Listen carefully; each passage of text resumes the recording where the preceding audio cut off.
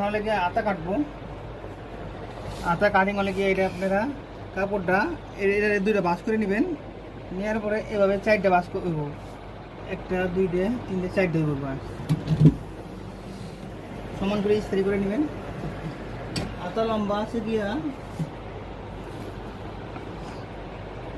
13.5 10, 13.5 হলে 14 দিবেন। ভূগোল দিবেন হলে গিয়ে 7 আর মুখে আছে গিয়ে 10।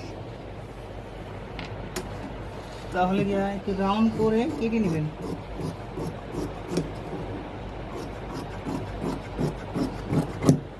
আর ওখানে ভাঙার জন্য এটা ভাঙার জন্য এটা একটু ফটক দিয়ে নেবেন, হাতের মধ্যে উপরে একটু ফটক দিবেন আর তালপার কেটে নেবেন। তারপর কেটে নিলাম, দাগ দিয়ে নিলেন। এটা হলো আতা কাটিং। ওকে বন্ধুরা, সবাই ভালো থাকবেন।